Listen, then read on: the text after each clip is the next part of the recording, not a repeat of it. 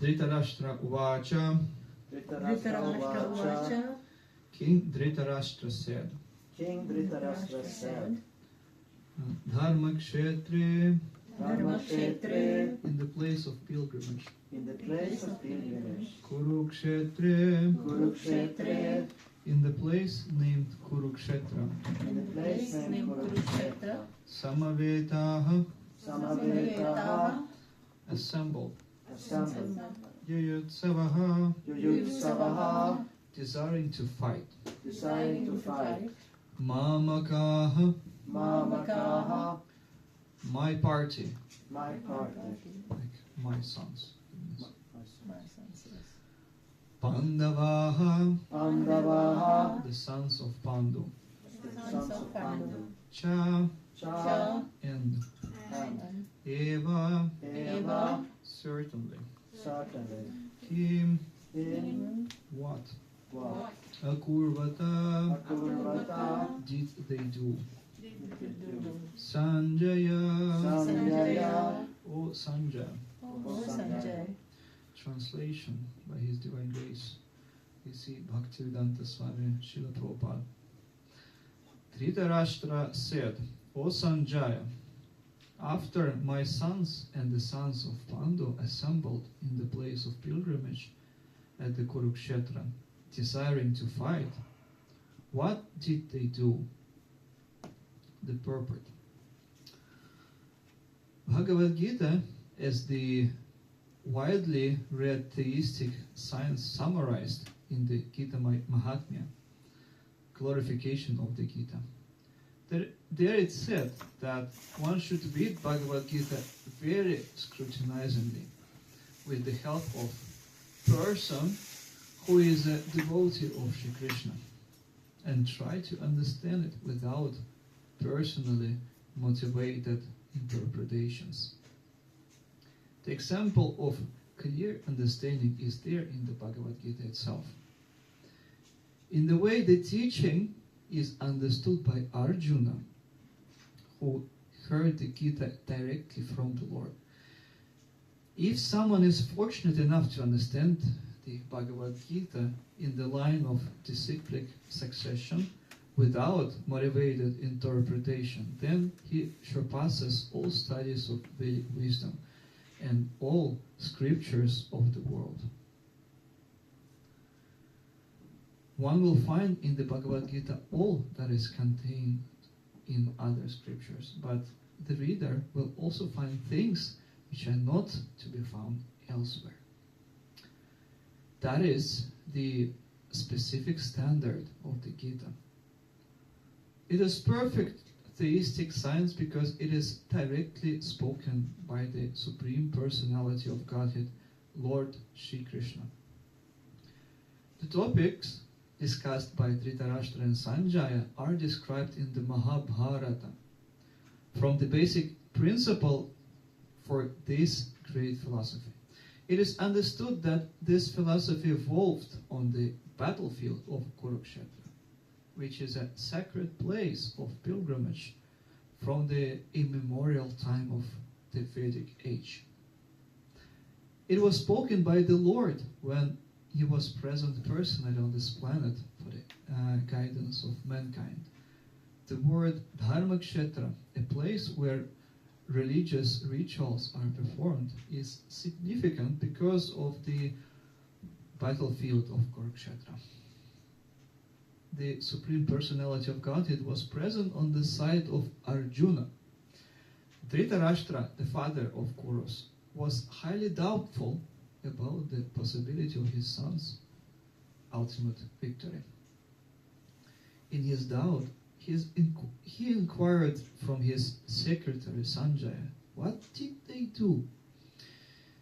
He was confident that both his sons and the sons of his younger brother Pandu were assembled in the field of Kurukshetra for a determined engagement of the war. Still, his inquiry is significant.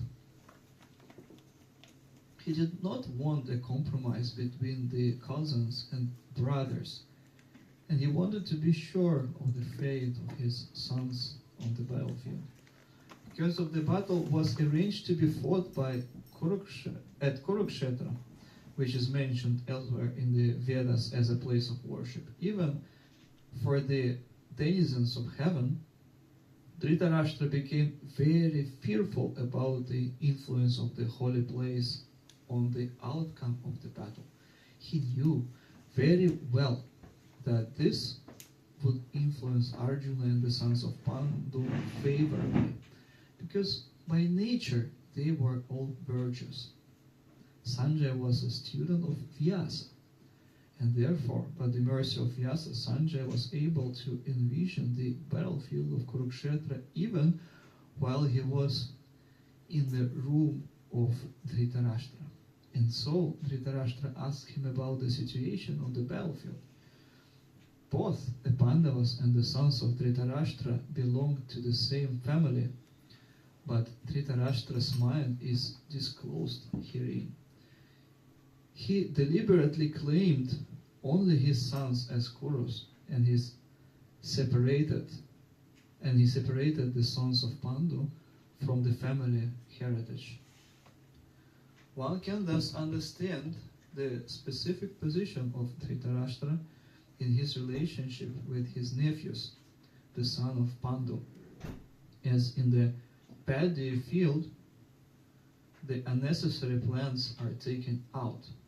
So it is expected from the very beginning of these topics that in the religious field of Kurukshetra, where the father of religion, Shri Krishna, was present, the unwanted plants like Dhritarashtra's son Duryodhana and others would be wiped out, and the thoroughly religious persons headed by Yudhishthira would be established by the Lord. This is the significance of the words Dharmakshetra and Kurukshetra, apart from their historical and Vedic importance.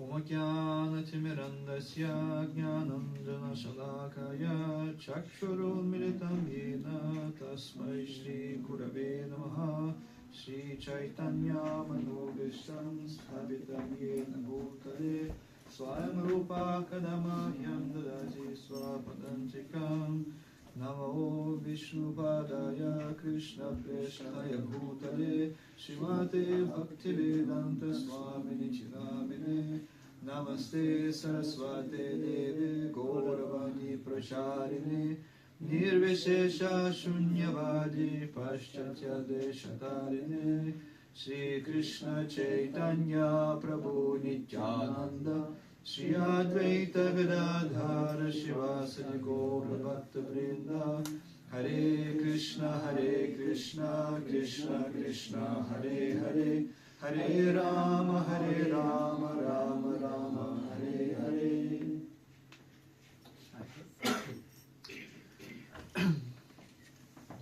The other day I was listening a lecture of my Guru Maharaj, and he was sharing an interesting insight about why Bhagavad Gita, basically as a conversation between Krishna and Arjuna in general, why does Bhagavad Gita start with the words Dhritarashtra Uvacha? Not Arjuna Uvacha, not Krishna, Bhagavan Uvacha, but Dhritarashtra Uvacha. But maybe you have any thoughts on this? Why Dhritarashtra Uvacha? I can say something that Dhritarashtra, he was actually, his knowledge was not so good. He was agyani, as you say. That means he didn't know what is right and what is, he was very, he was thinking only about his sons, and there only he created that kind of conflict there between his children and his brothers, Pandu's children. So here why Dhritarashtra has started, that is my interpretation or what I have heard, It is also that he needed to know that this knowledge, later on he got it, of course, when That is actually a good point, and that correlates with what my sorry. Oops. Guru Maharaj has said. Thank you for this, that you shared with this. Because thing is that we sometimes when we read Bhagavad Gita, we identify ourselves with Arjuna. Like Krishna is preaching to Arjuna, we're thinking, oh, like, you know, we are Arjuna. So Arjuna is such a mighty kshatriya and everything. So we think, yeah, we are so virtuous people, and we are Arjuna, and then we have to get rid of something. But to be honest, to be frank, that's a little bit far from the reality, right? Because it is usually said that when there is Satya Yuga, that this world proceeds and just goes in a cyclic manner, and the yugas change one another. There is like Satya Yuga, Treta Yuga, Dvapara Yuga, and Kali Yuga, which we are in at the moment. Yeah, exactly. It is said that usually during, correct me if I'm wrong, during the Satya Yuga, the demons and the demigods, they live on different planetary systems.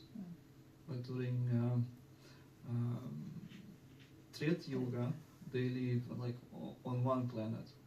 During Dwapara Yuga, they might live within one country. But what happens in Kali Yuga? Both demons and demigods dwell within our heart. And that's basically, we can see in this example of Dhritarashtra, this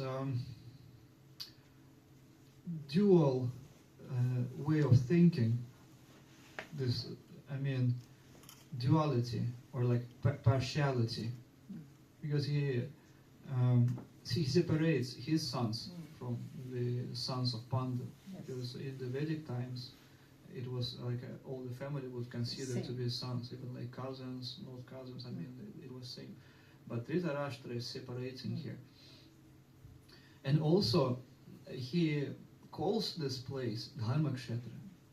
So basically, that he is. To say that he is completely ignorant is wrong to say. But what does it really mean to be ignorant? One can be very knowledgeable and still ignorant from the spiritual point of view. As in Srimad Bhagavatam, in the beginning of the second chapter, Shukadeva Goswami says, Pashyan api na pashyati. They see, but they don't. And the tricky thing about Dhritarashtra is that, he has very good advisors. Who were his advisors? Kim Akurvata, Sanjaya. Yeah, and also Vidura, right? Vidura, yes. Vidura, yes, yes. His brother. His brother, exactly. And he basically, Dhritarashtra wasn't such a king. Do you remember when back in the days, so to say, when Hiranyakashipu asked his son Prahlad, what did you learn in the Gurukul, in the school where I put you? That is the best school I established there with the best demonic guru teachers. What did you learn there? So he said, I learned to worship Krishna, to chant the holy names, to listen to holy names, to remember the holy names of Krishna. He said.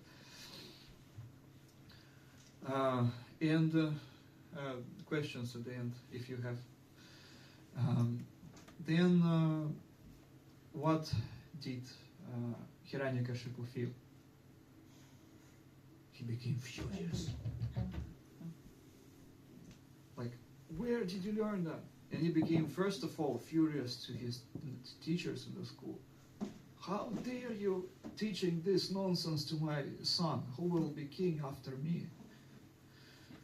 So they say, please, our dear Maharaj, we teach them according to our curriculum, school verket that we have here. Our school verket is to teach proper demonic philosophy and everything.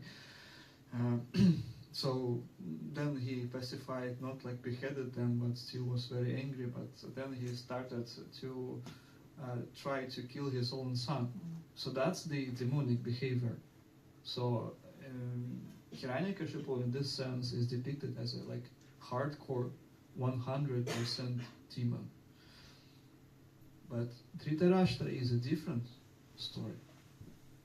Why? Because when he loved listening to Vidura. He would ask him questions, and Vidura would tell him about the Lord, about various things like how this and that, advising in dealing properly between his sons and cousins and everything. But what would happen then? That he just would listen and would even cry, would agree with everything that his advisors, his like dear brother would say, the Sanjay would say. He would like being very happy and would agree with everything they would say. But what would happen after that? He would still say, no, I cannot act according to this. I'm attached to my sons. I'm attached to that, and I want this to happen according to like where my attachment leads me to. And basically, that is the problem we are having. And that's why Krishna mainly, Bhagavad Gita would just be probably the second chapter, third chapter maximum, then 18th chapter. He would just jump, because Arjuna was already a devotee of Krishna. Why would Arjuna need to listen to the 9th chapter of Bhagavad Gita, the core, the middle one, where the most, the precious essence of Bhagavad Gita is revealed by Krishna? No. Krishna is preaching, of course, Arjuna, and he wants to eradicate all those, weeds in the form of Kuru, Duryodhana, those like representations of the demonic qualities, so that in order to prepare the soil for bhakti to be spread in the world, not the demonic, or just at least to not allow the demonic qualities to spread with such an extent as they would if a Kuru dynasty or just Duryodhana would have won this battle. I don't even dare to imagine what would have happened then. But anyway, that was Krishna's plan. But at the same time, Krishna spoke with Dhritarashtra to address that kind of problem. That we come, we Dhritarashtras, we come to the Sunday feast program, we listen a Sunday feast class where we discuss the Krishna's words, how Prabhupada, our Acharya, understands those words. And then we come back at home, and then our attachments say, oh, let's go to the net on net and find what is there available on the Black Friday. And we are being dragged by our senses. And this is the duality we have in our heart. We have these two natures which are fighting, as they are oftentimes represented with the analogy of dogs. Whom we feed will win ultimately. And that is the message that Krishna is trying to convey us. How to become a real Dhira.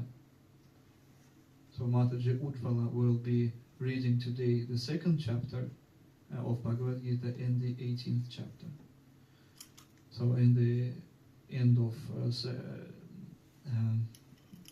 second chapter, there's the verse Apuryamanam Achala Pratistham. Samudra Mapam Pravishanti Yadva, where Krishna gives this beautiful analogy of the Dhira consciousness. So that is something that Krishna sets as a goal for the person who listens to Bhagavad Gita. And the real Dhira is one who basically is able to touch, to be able to connect with the absolute truth, with the real ocean, spiritual ocean, which is the Lord Himself. And this is why, as a previous time I was giving lecture on the Bhagavad Gita 10th chapter, 9th verse, where he says, like devotees, upon knowing that Krishna is the Supreme Personality of Godhead, who is like controlling the whole world, all the energy belong Him, that they bodhayantah maraspara and kantahayantascha mam nityam. So devotees, they when they come together to help one another, to preach that this is the goal, this is the practice we should be serious about.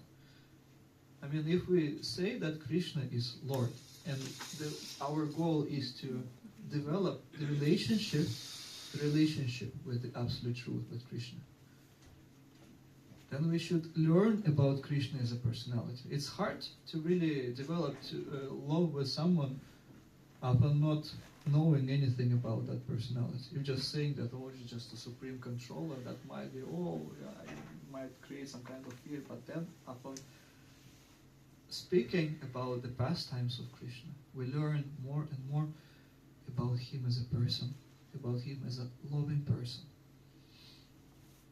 And we perform this katha in this satsanga, right?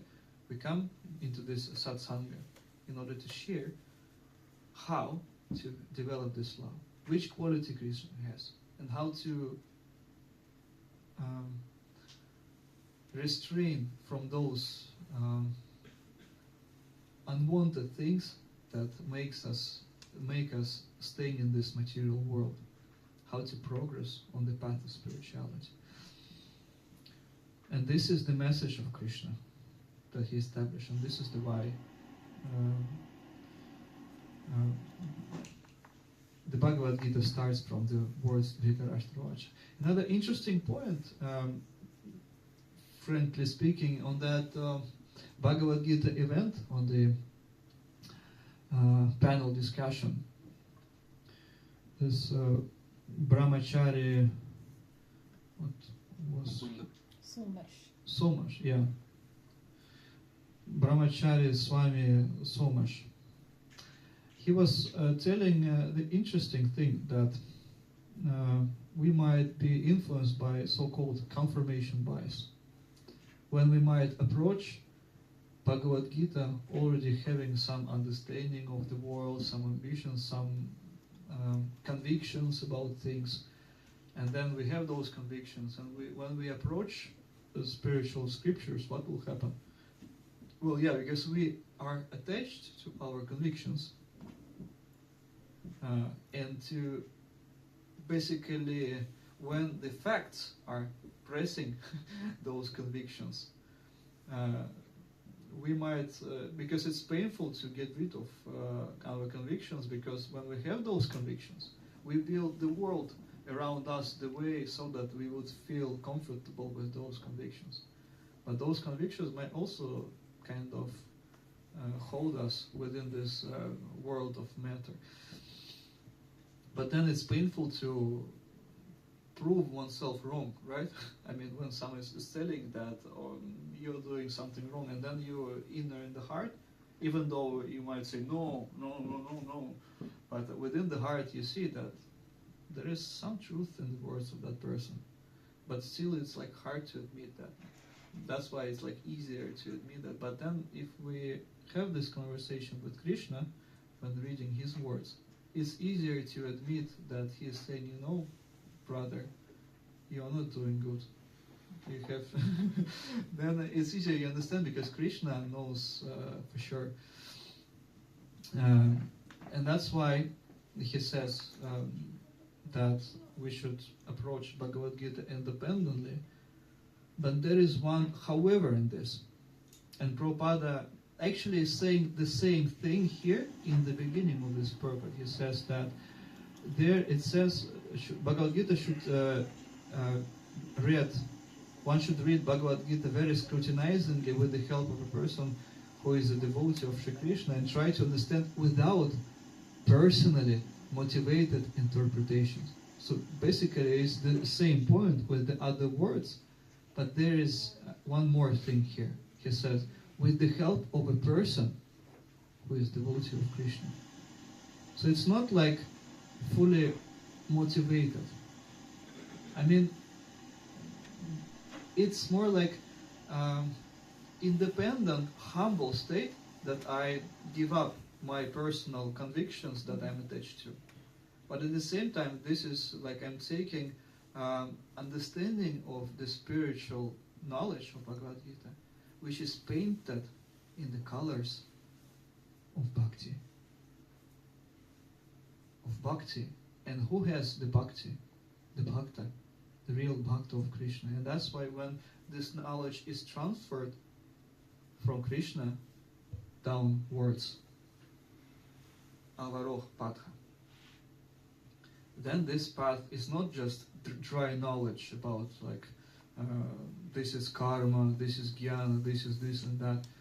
But no, the essence of that is to develop the initial, the ultimate state of spiritual being is the love for God. And that is the point Prabhupada is making, that we should be humble, but we should take that knowledge.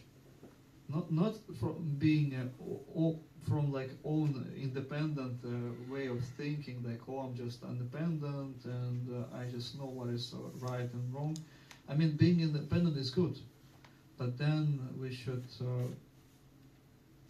take this knowledge through the prism of love and devotion. So I'll stop here. Thank you for your kind attention. Any questions or comments? Yes, I have. Yesterday, one of the guys here said... The guy here and the guy there? No, the young one. The young one, yeah. He said like Hare Krishna means the feminine aspect. That was about Sri Krishna, but in terms of Hare Krishna, one can say the similar thing. Yeah. So it's a woman representing Krishna's feminine side. Krishna's energy. Yes, his frequency, vibration. I mean, generally we say energy, but if one prefers, one can use the word frequency, because whenever there is like energetic, like the sun ray or the light ray still has its frequency, and yes. the higher frequency is the higher energy the ray is carrying. So my question is, why does Krishna say to Arjuna, you are just an instrument? Why do you think it's so? Well, why do you think so? Because I mean, you are asking these questions because you have your own answer, or you want... I mean, what is your thoughts on this? No, I am listening to, like, there is 1, 2, 3, 4, many different separations here. But the gurus and sadhus, they don't talk about separation. They talk about everything is one, God. Everything moving, talking, walking is one. So when Krishna says to Arjuna, you are nothing, just an... He doesn't say you're nothing. He says you are an instrument. But it doesn't mean it's nothing. So what does it mean for you? This is I mean, my if question. I'm telling that you are an instrument, for example, if where do you work for? Dev. Like Dev. development. Deva, the company. What is your role? Okay, software architect. Software architect. Yeah. I'm a software engineer. Anyway, yeah. So Prabhuji is a software architect. And the management might say it's like, you are our resource, you are a valuable resource, you are our architect. But does that mean that the management is approaching him in as a resource, just the source of money? On one hand, yes, because Prabhu definitely brings a lot of money to the company being a software architect, but does not mean that the company only deals with him as a resource and so like in an impersonal manner. This is similar here, that if Krishna is telling Arjuna, you are the instrument here, that I have a plan here, but I want all of my representatives of my devotees who love me to being instruments of bringing this love further to the society. This does not mean that you are just only like impersonal particles. No, you are personalities, but you play this role of instruments of spreading this love. Who is playing this role? Like for example, Arjuna, he's saying like, you are the instrument in my hands. I have a plan, and you are just to perform your duty. So it's not God playing with God. It's God separated from everybody else. I am confused now, because I don't want to be confused. Is it one and everything inside one, or is it one and somebody's outside? Not outside. I mean, when it comes to the bhakti or love comes when there are two personalities with independent will of thinking and willing. And if Krishna would just create instruments like that, with robots, now is Terminator, here is Robocop, here is some other AI instrument, then Krishna would not be interested in such kind of relationship. There is not love if only I have the iPhone. I don't have love for this iPhone. I use it as an instrument as far as this computer. And I don't feel this kind of reciprocation and everything. You are using it. I'm just using it, yeah. So Krishna is just using humans. No, exactly. But you are using the computer, telling to the computer what to do. Yeah, there is. He says that Arjuna. He doesn't give the order to Arjuna. So now your instruments just act. He said, okay, I have told you everything, and you act as you wish. He says that is Krishna's words at the end. So that's why Arjuna accepts the knowledge from Krishna, and he understands what Krishna is and what Krishna's plan is. And then Arjuna thinks, okay, that plan actually makes sense, and I want all those people further in the future to receive this love message from Krishna. And that's why I need to help Krishna to prepare the soil for spreading this knowledge.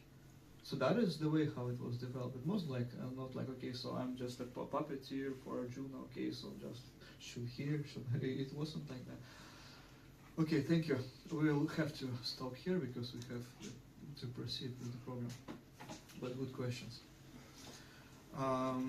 Yes, so now we will invite our dear Ujjwala Anderson Mataji to chant the second and 18th chapter of Bhagavad Gita, but actually she memorized the whole Bhagavad Gita, which is an amazing work.